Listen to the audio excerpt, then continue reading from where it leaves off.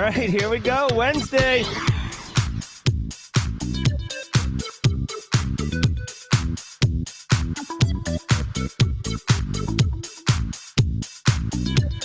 Good morning, folks. It is October 26th. It is Wednesday, Worldwide Wednesday. We're going to get ready to run the globe. Welcome to episode number 227 of Simply Cyber's Daily Cyber Threat Briefing. I'm your host, Dr. Gerald Auger, and over the next 45 minutes, I'll be delivering the top cybersecurity news of the day to you and providing my expert analysis on each of these stories on what it means to you as a practitioner. So what can we do with this information, y'all? How can we operationalize it, reduce risk for our org, protect the ones that we care about, loved ones, family members? And if you're looking to break into the industry, guess what? You're going to get asked in an interview, how do you stay current? Simply Cyber's Daily Cyber Threat Briefing, sick answer. Shout out and thanks to the stream sponsors, starting with Eric Taylor over at Barricade Cyber Solutions. Barricade Cyber Solutions is dedicated to helping businesses from cyber attacks and recover from the damage done. Cyber attacks can cause massive issues for businesses and send dedicated, hardworking business owners into turmoil, but Barricade Cyber Solutions knows how to mitigate the damage done by cyber incidents. Check them out at barricadecyber.com. Links in the description below. Or you can look up Eric Taylor on LinkedIn. If you go to barricadecyber.com, you scroll right down. His calendar's right there. You can set up a no obligation, easy peasy, no hassle conversation with him just to check where you're at. Also want to show some love and throw some love to the great people over at Recon InfoSec, Eric Capuano, the CTO over there, a million other great people. Short Stack, if you know her on Twitter, brains behind a lot of the architecture over there. Listen, if your organization is large enough to have real cybersecurity concerns, but maybe not quite large enough to have a full-fledged security operations capability from the ground up, or you can't build one on your own from the ground up, check out the Managed Detection and Response, or MDR, that's the acronym, MDR, offering from Recon InfoSec. Their offering includes the people, the process, the technology, the whole stack needed to deliver full-spectrum SecOps to organizations of any size. Guys, their MDR service includes fully managed SIM and SOAR, and customers gain full visibility into their own environment, which a lot of us don't have, as well as any incident investigations being worked by the Recon SOC. Link in the description below. Guys, if you're in that uncanny valley of needing help, but you can't get funded for more FTEs, MDR is a solid option. Go check out Recon InfoSec, link in the description below. I want to remind you, if you hold professional certifications that require CPEs like CISP or CISA, basically ISACA, ISC squared type certs, each episode of the Daily Cyber Threat Briefing is worth half a CPE. So it stacks, 2.5 a week, 10 a month. Be sure to say what's up in chat. I see all you with your hashtag team live. Looks beautiful. I love it. Guys, it's the easiest way to say what's up, and it's the easiest way to say I was here for attendance. So if you get audited, it's good to go. If you're live, love it. Thanks for being here. We're going to run the content in just a second. If you're watching on replay, hashtag team replay. Thanks for catching the stream. I love you guys on the replay as well as in the live. But if you're on replay, you can jump to the future. But as the song would indicate, Daft Punk is demanding that we go around the world. On Wednesdays, if you're new here, before we get started, we call it Worldwide Wednesdays, and we're going to run the gauntlet. So chime in. Where are you coming at? I'm coming in from South Carolina, so representing the U.S. up in here. Where are you at? Can we get every continent represented? We did it last week, all. Denver, Colorado's online. We got Western United States, Central PA. What's up?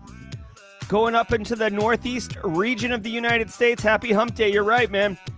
Louisiana's online. Love it. Jersey, dirty Jers. Chris Weaver's representing the U.S. Chris Weaver's always coming in hot from different areas. Germany's online. Welcome Europe to the party. Sydney, Australia. Ross White Jr. Thank you, Ross, for bringing Australia online. We need, Mexico, Central America's here. South Florida. Dude, love it, love it, love it. Canada. So we got strong North America. We've got Australia. Anybody from Africa, Asia, Australia's in the house. We got multiple representatives from Australia. Loving it, loving it, loving it. Hotland is in here. Blue team. What's up, BSEC? You representing the great country of Texas. Georgia, but moving to South Carolina. Welcome. Welcome to the Palmetto State, Lacey. It's a good time in here. Upper Peninsula. I love it. Guys, we got South America online. Dominican Republic, Leonardo always bringing it correct. UK in the house. So we've got strong European presence. Can we get India in the house? Can we get Brazil? Anybody? Come on. Manchester's up in here. Love it. Is that Manchester, Vegas, also Tibet, or Manchester up in Europe? Greetings from Brazil. Dennis Now. Thank you for bringing South America online. We've got South America, North America. David Meese is in here from the great state of Kentucky. Love that bluegrass state, right? Brazil's in here. Guys, we need Asia and Africa. Where we at, Asia? Where we at, Africa? We've got 1 minute left on the clock. 59 seconds left on the clock. Let's go, let's go, let's go. Where you at, Africa? Where you at, Asia? Come on now. It's middle of the day over there. You guys, you don't need the coffee. You already had your coffee. South Florida's up in here. Love it, love it, love it. Come on, Africa. Brazil. We have Nigeria. We've had Cameroon. We've had Egypt in the house. We're pushing on 90 people right now. Strong showing. 30 seconds. Oh no, I don't think we're going to get it. This might be the worst Worldwide Wednesday performance to date. Missing 2 different continents. Yeah, William Ayers wants to contact the Antarctic survey team. Guys, fun fact, I've been to Antarctica multiple times, and I could get some people there. Middle East in the house. All right. So, guys, looks like we didn't do it. Asia, Cameroon. Okay, you know what? I'll give Cameroon. So, Asia, the largest continent as far as I know, unable to come online for Worldwide Wednesdays. That's all right. We'll do it next Wednesday, y'all. Like we do it every Wednesday. Good luck. Good job to everybody who chimed in. Thank you. It's love to see you guys. Let's sit back, relax, and get into the news. From the CISO series, it's cybersecurity headlines. It's Wednesday, October 26th, 2022. C-Tickets discloses 2.5-year-long credit card breach. Ticketing service provider C-Tickets has notified an undisclosed number of customers that cybercriminals might have accessed their payment card details using a skimmer on its website. C-Tickets engaged forensic experts as well as Visa, MasterCard, American Express, and Discover to investigate the incident, which revealed that the infection occurred back on June 25, 2019. However, C-Tickets didn't fully remove the malicious code from its site until January 8th of this year, leaving customers exposed for 2.5 years. Unfortunately, the company chose not to offer free credit monitoring services to affected customers. Well, hold on. U.S. charges Chinese agents in Huawei obstruction case. On Monday, the USDO hold on, I'm sorry. My soundboard is like messing up here. Hold on one second. was exposed for 2.5 years. Unfortunately, the company chose not to offer free credit monitoring services to affected customers. Okay, so here we are. We're back. My sound system audio is corrected. Okay, so guys, a couple things here. One, this is a online company that takes credit card, and they're calling out that you can have skimmers. Now we see skimmers or credit card skimmers, things that basically sniff or steal the credit card information. So the number, the PIN, possibly that CVV code on the back end. We normally see them like physical devices at gas stations and ATMs and stuff like that, but there can be skimmers in JavaScript. And if your website isn't written right or the permissions aren't right, whatever, there's multiple ways to take over a web server. You can use JavaScript to basically do the same thing that the website would be doing. Take that information and do something with it. In this case, probably package it up and either store it until you get enough and then send it to the bad guys, or in real time, just send it to the bad guys. Okay. A couple of things here. One, I find it hard to believe that this breach was in place for 2.5 years. I don't know about you guys, but like for me in the United States, the credit card companies have become like unbelievably good at detecting fraud. Like I went to the mountains last weekend and bought random crap at random places, no fraud. And then there'll be like a Groupon purchase for, $75. And they're like, nope, fraud. And it's absolutely fraud. So the credit card companies today, to me, have gotten wicked good at detecting fraud. So for a ticket venue place to have a skimmer, every time you pull that, the credit card companies, there's only a few credit card companies, if they're seeing fraudulent purchases, I feel like they would correlate, like, okay, do any of these credit card accounts have a common vendor that they purchase from, in common? And like the C-tickets one should have bubbled up to the top. So I don't know if these guys were just sitting on credit cards and not really using them, so it wasn't detecting it, or if the credit card companies were just missing this one. The second thing that's really interesting is that this company decided not to offer customer identity theft protection, even though their full name, physical address, and credit card info was taken, this is a pretty big PCI issue. At this point, I'm not upset. I don't really want another identity protection. I've got several running concurrently. So, okay. And I might add that they probably can't afford it. If I had to guess, they can't afford it, or their insurance policy, if they had one, didn't cover this. So they're in kind of a bum situation. The final thing I'll say on this one is PCI, payment card industry, PCI compliance. Guys, we talk about compliance in the InfoSec space and, different standards you got to comply with. PCI is supposed to be one that has real teeth. Like it's not government regulated. It's from the payment card industry themselves. They banded together, Visa, MasterCard, Amex, Diners Club. They banded together and said, listen, if you don't do this minimum security, you can't take credit cards. Stay in business. By all means, keep crushing it, but you can't take credit cards. And in this day and age, you're just not going to work as an online business if you can't accept credit cards. Like Venmo and Zelle and these things are coming online, PayPal, but let's be real. Most transactions are done with credit cards. So that's a pretty heavy stick to swing for the PCI compliance people. These guys clearly were violating PCI. I'd have to go and look at the standard to see if there's something around JavaScript, but I have to imagine the fact that there is an ability to steal credit card information would somehow violate PCI at some point along the way. So why am I telling you this? Well, one, it's good to know about PCI, but two, it'll be interesting to see if these guys get slapped on the wrist and say, hey, you can't take credit cards anymore, which would ultimately, I'd have to imagine would destroy this company entirely, like go out of business. Or if PCI is like, you know what?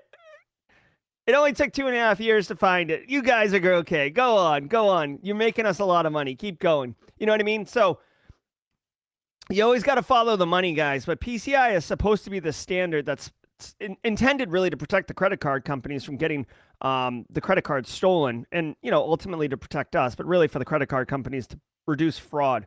So we'll see. I've always kind of wondered how strong PCI really was, or if it was just like a boogeyman. U.S. charges Chinese agents in Huawei obstruction case. On Monday, the U.S. DOJ announced it has brought charges against 2 Chinese intelligence officers who allegedly attempted to steal information linked to the federal prosecution of Huawei. The Chinese agents paid $41,000 in Bitcoin to an agent working at the U.S. Attorney's Office in New York in exchange for internal documentation. The Chinese agents thought the individual had been recruited by Beijing. However, it was actually a double agent who provided a fake document marked secret. The 2 Chinese suspects could face a combined 60-year jail term in the unlikely event that they are caught. Nice. Way to go, United States.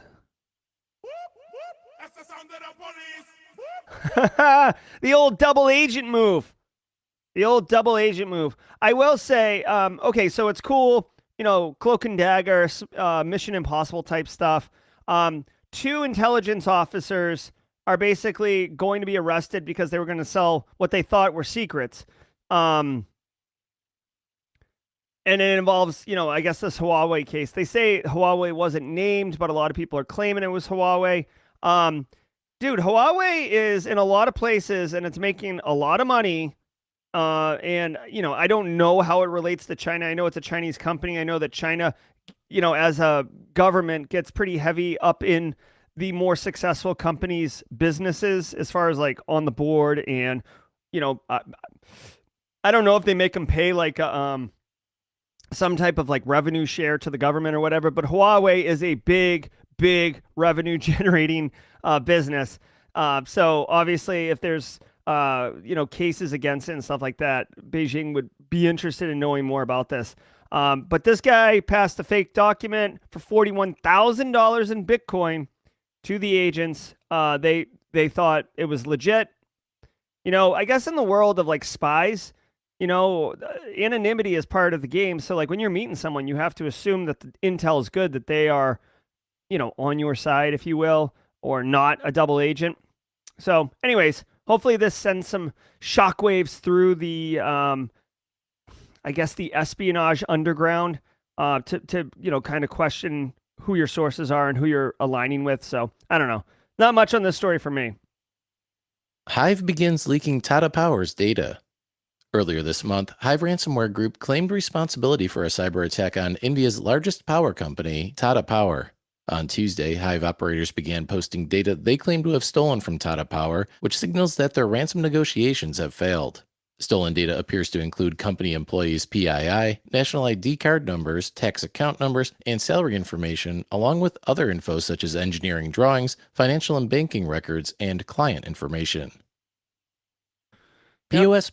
So we heard about this story a couple days ago. Tata Power, the big one out of India, suffered an incident. I think when we covered it in the daily briefing, it didn't say it was ransomware. It was just like, like every other business that deals with this crap. Oh, it's undetermined cyber incident. Like we're having technical issues. Like things are okay, but we're operating at like, a deficiency. And then like a week later, it's ransomware. It's like always ransomware. In fact, like you have to assume it's ransomware, but the PR game, guys, you should be practicing tabletop exercises and bringing PR or legal or the executives in, or all three of those parties in, to talk about like, how do you have to communicate to your customers that you guys are screwed, but you don't want to say ransomware. There's certain things that, like, if you say a certain word, like if you say incident, things kick off as far as like time, like 4 hours to report. You have 72 hours to report. You have 6 days to report. The report clock starts when you say the word incident, like when it's been classified as an incident. So it's just kind of interesting. But Hive is one of these big ticket ransomware threat actors, and they do the double extortion kind of thing where they steal your data, and if you don't buy it back from them, they start leaking it to kind of embarrass you, cause damage to you, and to make good on their threat that they are going to leak it.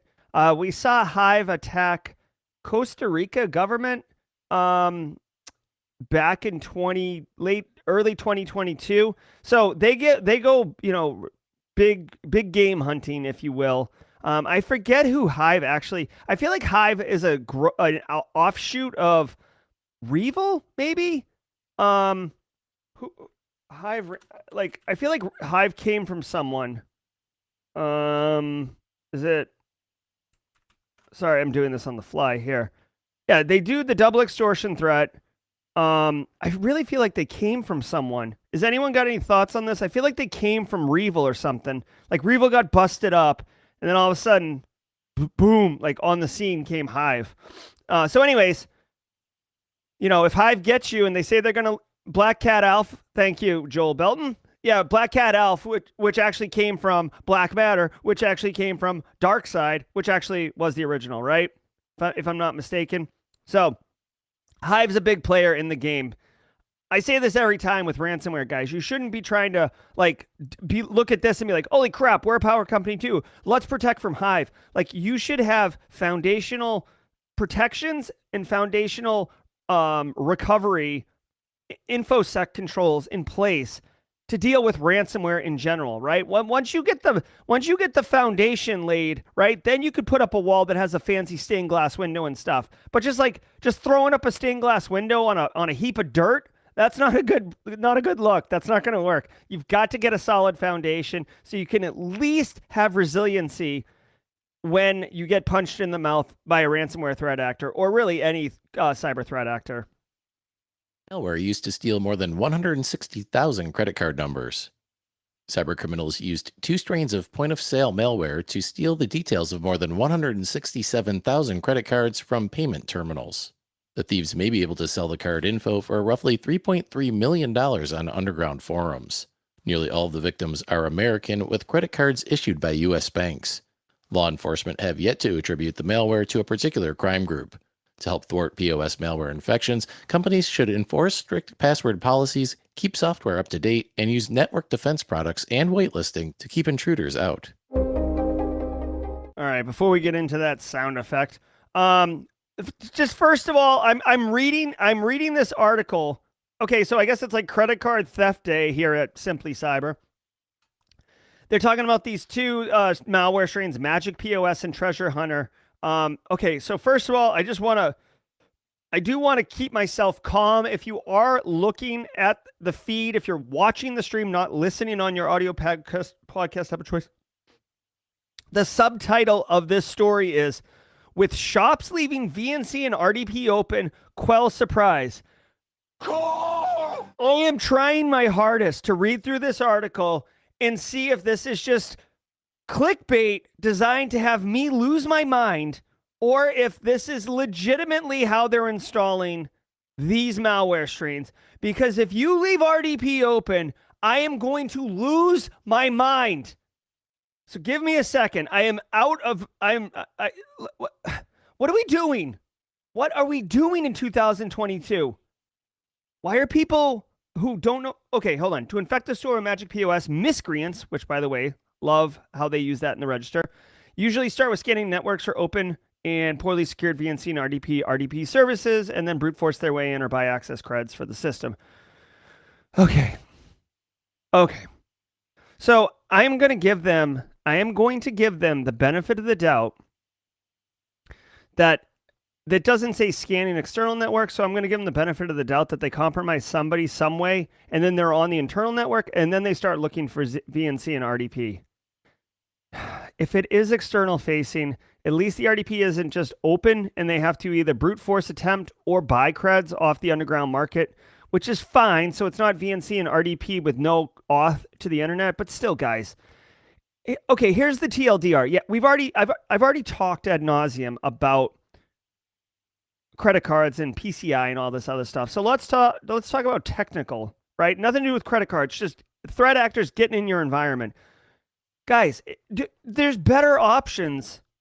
Like VNC and RDP to the internet is not an option, okay? So when I say there's better options, these shouldn't even count as options, okay? Recon InfoSec just released a blog article like 2 weeks ago, written by ShortStack, right?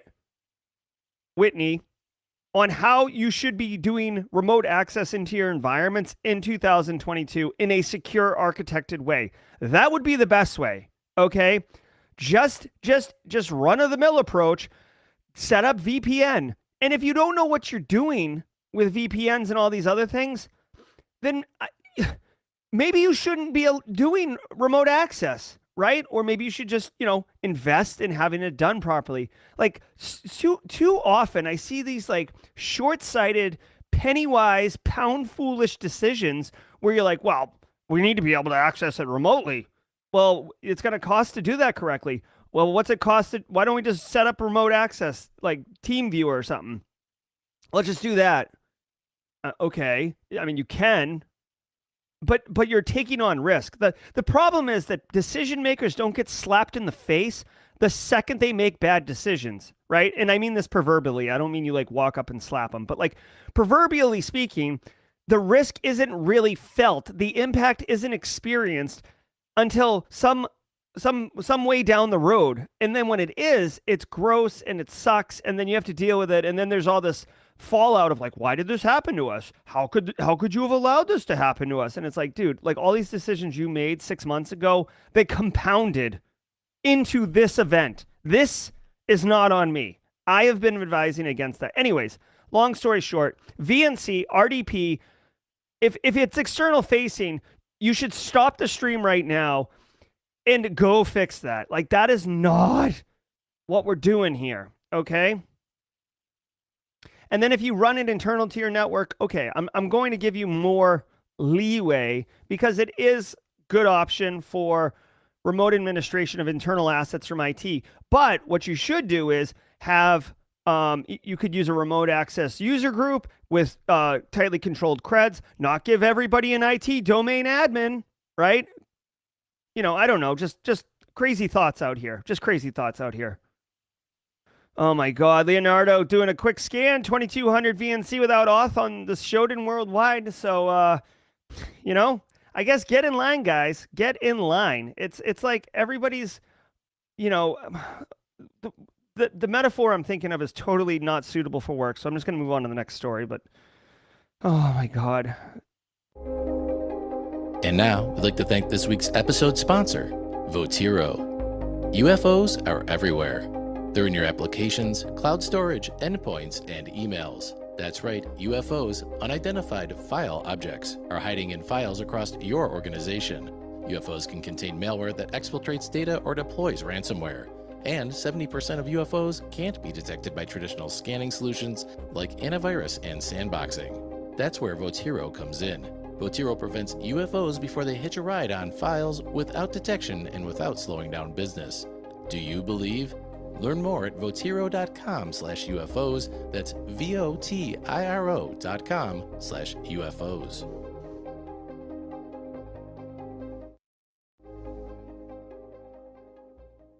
VMware. All right, so it's the mid-roll. I want to say thank you. Oh, Jeremy Williams saying thank you to me. Thank you, Jeremy Williams, for the cup of coffee. I'll take a slug off it right now. Guys, I do want to say thank you to many, many different groups, including all of you in chat. Love having you guys here. I have pulled up Whitney Champion's Remote Access Done Right blog post. This is the blog post I referred to. This is how you should do it. Plus, she's got memes in here, which is awesome. Become best friends. Yep. So good. So I dropped the link in chat, guys. If you if you can't access YouTube chat or you don't see it or whatever, all you have to do is go to, like, if you just Google blog recon infosec remote access, hit enter, it'll be like, it's under blog recon infosec. And even if you just get to the blog, it's the second blog post, okay? Right here, October 14th, 2022. Check it out. You'll love it. All right, guys. Thank you to Recon InfoSec. Thank you to Black Hills Information Security, the shirt I'm wearing today. And thank you to, oh my gosh, Barricade Cyber Solutions, Red Siege, so many different great businesses, ThreatGen, in our industry that are delivering value and excellence to our community, our practitioner community. If you don't know about the newsletter, guys, every single Monday, I send out an email at 6 a.m. I write it on Friday, but it sends out 6 a.m. The reason being, I want it to be at the top of your inbox when you get to work on Monday morning. And it contains 3 professional actionable tasks, meaning something you can do at work that day for 3 different audiences: your end users, your executives, and typically your peers like IT or InfoSec folks, on how you can do something to reduce cyber risk, right? Educating the executives, using a current event story that actually happened to illustrate to end users why they should be making better decisions, right? Helping them modify their behavior, giving them the why, so they can become security champions and begin, spitting cyber evangelical stuff for you to their friends and loved ones. Plus, ultimately, it helps everybody get safe, right? Also want to give a love and shout out. I see Jess Bishop pushing that. Guys, every Wednesday at 1:30 p.m., Red Siege Information Security. I've gotten to know that group over there. Great group of people. Really, really like those people. Every Wednesday, they run a live 30-minute Zoom call that typically has a guest who does some really cool stuff. Last week, the guest was Scarlet Sleuth on LinkedIn, on Twitter, excuse me. And she was talking about how she hunts down, really, really, deplorable people online who exchange, underage photos of underage people, and like all that she does. And it was awesome talking to her. And every Wednesday I try to join. It's really, really a cool thing. So if you're interested in that, I'll drop a link in chat right now. You guys can do that if you're available at 1:30 p.m. Eastern Standard Time. It's worth a check out. It's for red teamers, but it doesn't really feel like it's red team only. Like I'm not a red teamer, and I feel welcome there. So go check it out if you're interested. Fixes critical Cloud Foundation RCE bug. On Tuesday, VMware released security updates that fix a critical vulnerability in VMware Cloud Foundation. Cloud Foundation is a hybrid cloud platform for running enterprise apps in private or public environments. The flaw, dubbed CVE-2021-39144, is in the Extreme open source library and carries a CVSS score of 9.8 out of 10. The bug is particularly nasty because it can be exploited remotely by unauthenticated threat actors in low-complexity attacks. VMware has updated Extreme to version 1.4.19 to resolve the issue and has also included security patches for end-of-life products. All right, so this is a big one. I'm beginning to think like a CVVS score. What? Did we just become best friends? Yep. Oh, Matthew, thank you so much for the super chat and the cup of coffee. I will, excuse me 1 second while I take Matthew's super chat and pour it into my cup. Thank you so much, Matthew. All right, guys. This one, CVS score 9.8, remote code execution, unauthenticated. That's pretty much the worst combination you can think of. It says it's a low complexity attack on top of that, meaning, you know, you don't have to be elite hacksaw in order to successfully, execute the exploit. If you are running VMware Cloud Foundation, right? This is a must fix. Now, what's really weird is,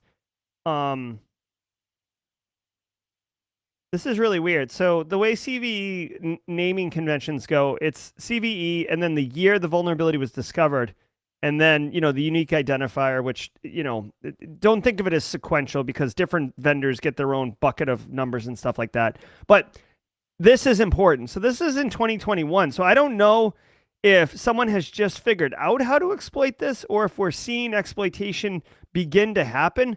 But dude, at this point, you should definitely update to VMware 1.4.19, which I have to imagine has been out for a while. Oh, okay. So here, this makes more sense. There's a second flaw, 2022. The VMware company, they have, you know, patches and workarounds for all of this crap.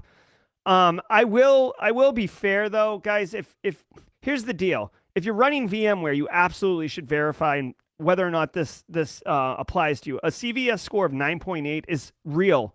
Okay, you do not want to get punched in the mouth with this one. All right, remote code, unauthenticated execution. I'm sure it says leads to arbitrary code execution as well, right? Does it say that? Remote code execution in the context of root, which basically means you'll be able to run anything you want because you're root on the box.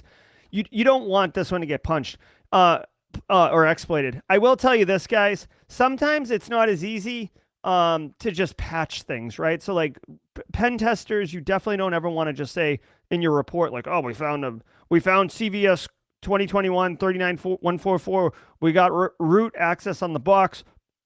Remediation plan, patch your things. I will invoice you at the end of the month. No, like you have to be real. Sometimes, you know, it's a critical app. You can't bring it down for maintenance. Sometimes you're running some type of legacy system that's coupled with it that will break if you update the VMware. I don't know if that's the case, but the way you find out is by patching and seeing what happens in a test environment, right? Don't just patch in prod. That's another bad move. Don't do it on Friday also. But you need to find out and get a plan in place. If you need more money, then you have to use this story to make a case to management on why it's important. Show them the Shodan outputs that people are seeing your stuff. If you have honeypots or honey tokens or honey accounts or whatever, make sure that they're in place on this VMware box or made to look like the VMware box, just so you can get a vibe on, is there anybody jiggling your doorknob? Right? I don't know if you're going to be able to check indicators of compromise to see if this exploit has happened. You'd have to check the VMware website. But dude, anytime there's a 9.8 or higher, most times they do 9.8 because they leave that extra 0.2 if it's like on fire exploitation, right? Throw some dumpster fires into chat here, right? So I guess that's all I'll say. We talked a little bit about vulnerability management and how you should do it properly. Don't patch on Fridays. That's a standard. If you're new to the industry and you don't know about this, don't do it on Friday. Just trust me here. And then 3, sometimes you can't just patch things. There has to be workarounds. There has to be other creative solutions available. Just saying patch it's not going to cut it all the time. Samsung's maintenance mode protects your data during phone repairs. After a successful pilot program Thank in you, Korea, Justin. Samsung is now rolling out maintenance mode to select Galaxy devices globally. The new setting will help protect user data when they physically hand over their phone for servicing. The new mode is available in Settings under the Battery and Device Care menu and is enabled upon rebooting the device. The feature creates an auxiliary user account on the device, completely isolated from all user-installed apps, stored data, and the file system. Samsung will roll out the new feature gradually throughout 2023, starting with Galaxy S21 and S22 series models running on One UI 5. All right. So this is a cool idea, maintenance mode. Basically, our mobile for really, really complicated kit pieces of technology. This is a cool idea. So you need to take it to repair shop or, whatever. I would assume this is typically for repair shops. You can put it in a special maintenance mode, which is a special user account, which is just authorized to access certain things, not the data on the phone. So you can't hand your phone over and then they fix your phone and then go through it to look at pics, steal passwords, look at who your contacts are, read your text messages, right? All these invasion of privacy type things. So I love this idea. I've actually seen this in luxury cars where there's a valet mode. So if you're going to get your car valeted, which I guess luxury car people do, the car won't go over 25 miles an hour in valet mode. And the stereo won't work in valet mode. So you know what I mean? Basically kind of restricting it down. It's cool. What I will say here is I feel like this is a perfect opportunity. Anytime you add anything, guys, you're also adding potential attack surface. I would not be surprised if we saw in the next, 4 months, some type of security research talking about how you can use maintenance mode to, there's something wrong with maintenance mode where you can elevate privileges in maintenance mode to easily get root access on the device and move into the data section, or how you can use maintenance mode to pull off the data, the private data, and easily, brute force attack it or something like that. This is a new user account on the device that, it's configured to have certain permissions, but that's what security researchers do. They figure out how to exploit these things. So I wouldn't be surprised to see that as some fun piece of research here in the next 4 to 6 months. Stay tuned. CISOs struggle to articulate business impacts of cyber risks. Oh, okay. According to a new survey from FTI Consulting, 85% of U.S. CISOs indicated that cybersecurity has gained prominence on the board's agenda over the past 12 months. Additionally, 79% of CISOs feel heightened scrutiny from senior leadership. Unfortunately, 53% say their cybersecurity priorities are not completely aligned with C-suite leadership. Further, 58% of CISOs indicate that they struggle to communicate technical information and cyber risk in a manner that the board and senior leadership can understand. Other notable findings include 82% of CISOs feeling that they need to exaggerate their role to the board, while 46% of CISOs who experience a cyber incident struggle to rebuild trust with leadership afterward. Okay. So this is, as seemingly simple as this title says, there's a lot here, and I'm not going to have enough time to get into all of it.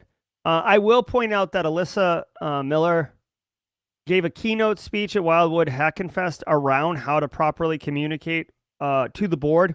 Essentially, the thesis of our talk was using cyber kill chain to, where the objective at the end of the kill chain is to deliver effective messaging to the board, and it involved researching the board and finding out what resonates with them and all these other things. So if you're interested in a red team approach to briefing a board as a CISO, which I know sounds super niche, but it was a cool talk, go check out her talk whenever Wild West Hackenfest releases it. But okay, so here's the thing. CISOs struggle to articulate business impacts of cyber risks. Oh my God. So just a couple things I'll say about this. One, there's 2 types of CISOs, okay? There's a technical CISO who came up, technical, and maybe they have some business acumen. Maybe they're just the most senior person and the most recent CISO left. And guess what? Field promotion, you're the CISO because insurance company says we need a CISO or the board says we need a CISO and we can't find one, whatever. So this happens, right? So you have someone who's super uber technical and very good at their job, but they can't speak to the business, right? So this one speaks directly to this one, articulating to the business.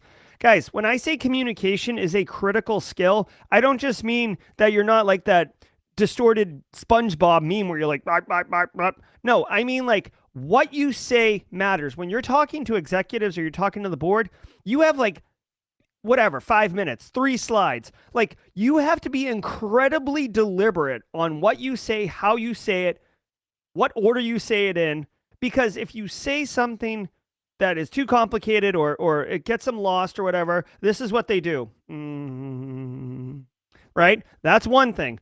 Another pitfall, if you mention something like right off the rip, like, oh, like instead of getting right to the meat of it, you mention Hive ransomware, which is you're already lost them, the board at that point. But if you mention like, oh, Tata Power, Hive ransomware got hit or whatever, but like they might ask you a question right then. And guess what? Your 5-minute clock is ticking and it's going to get eaten by something that has nothing to do with your agenda. So like, it's not just speaking English or speaking the language that the people at the board can consume. It is being very calculated on what you say, how you say it, when you say it.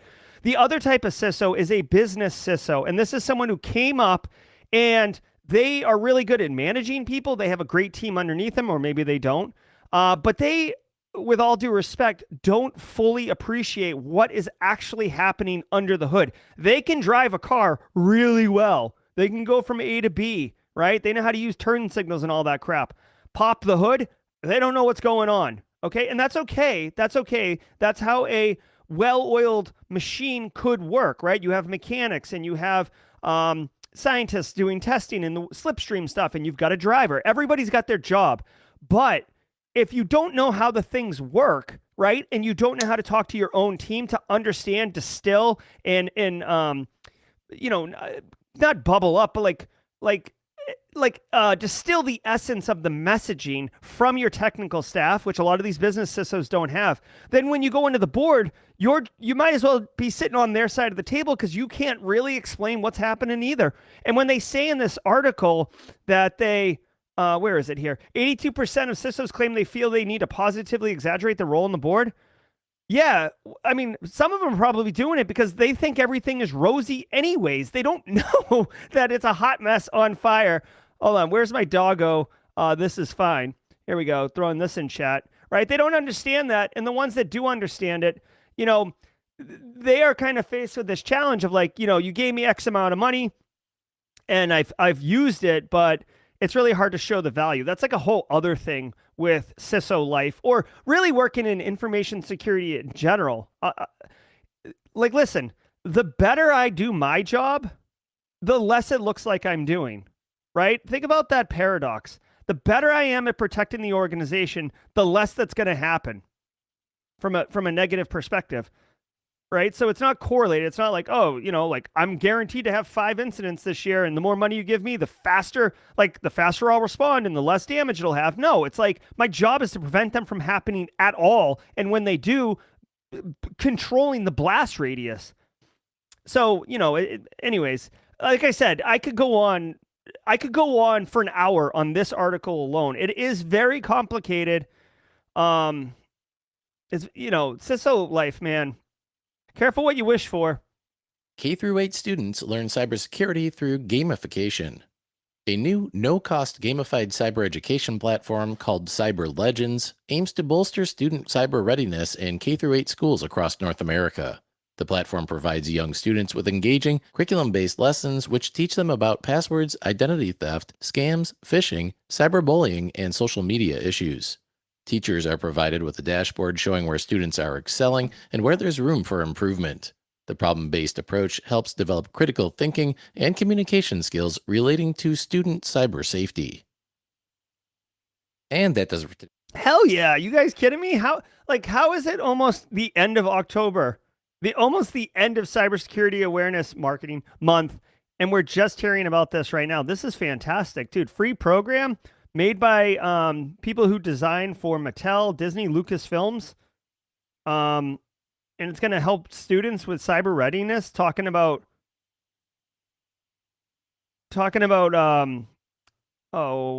it mentioned the curriculum about like identity theft, cyberbullying, all that stuff. Kindergarten through 8th grade.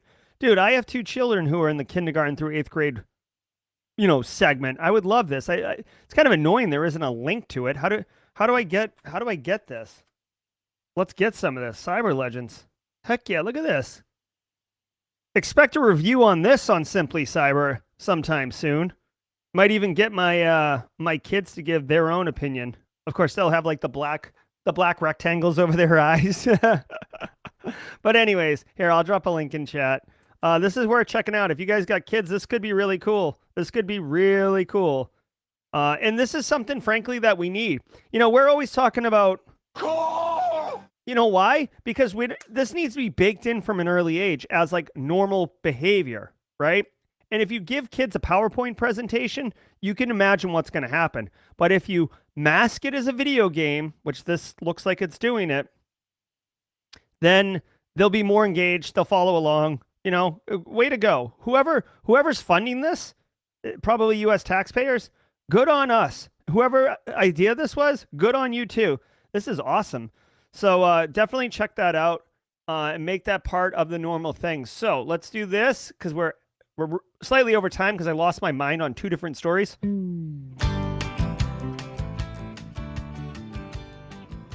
I didn't even play Simple Minds today. Anyways, I'm running over, guys. I lost my mind about RDP. I lost my mind about CISOs talking to the board. A couple triggering stories for me this week or today, guys. So just remember, Red Siege later today at 1:30. It's going to be epic. I want to remind everybody, if you don't know, today at 11:30 a.m. Eastern time, so in 3 hours from now, I will be going live again. You'll see I'm wearing my blue team shirt. I'll be piloting the ThreatGen Red vs. Blue platform as a blue team operator. I'll actually be operating I'll be operating as a CISO, implementing the NIST cybersecurity framework step by step. If you're interested in learning about the NIST cybersecurity framework, what it looks like, why you implement it, how to implement it, what are the challenges with implementing it, come hang out with me. You'll see how the ThreatGen Red vs. Blue portal works. You'll see how it can be used for testing the efficacy of frameworks and how it's a good time video game too. Plus, I'll be playing music. Clint is out this week, so it's just me riding solo. And you know what happens when it's just me. I'm just gonna wrecking ball all over this thing. So it'll be a good time. I hope you can join us. That's at 11:30 a.m. Eastern time. If you want, just go to www.simplycyber.io/streams. Link in chat, and that'll take you to the upcoming streams. You'll see the Red versus Blue here. Thank you, Jim Lund, for the vibes. All right, guys. I did run over time, but I appreciate you granting me the grace to flip out. I'm going to finish my coffee here. Thanks, Chris Weaver. Thanks, William Ayers. Thanks, Jim Lund. Hey, Edward Mayer. Thank you. Hey, Kimberly. My pleasure. Thanks, Carrie. My pleasure. Alfredo, have a great one. Joel Belton's Ice Cream in the house. Thanks, Joel. Chris Weaver, have a great day, everyone. InfoSec Kid, take care. Love it. My pleasure. It's my pleasure, y'all. Good day. Not only IT, be good. I know, Chris Weaver. I know you know how to spell it. All right, Dan Reardon. You need a spatula to flip out. That's right. Chinadu, good to see you. It's been a minute, Chinadu. Hey, Jenny Housley. Thanks for all you do. Thanks for the squad support. Axiom Brevity, my pleasure. Hey, Ahmed. Good to see you. Take care. Take care, Nathan. Bye, Bill Green. Later, Tom Bishop. My pleasure, Marcus. Be good.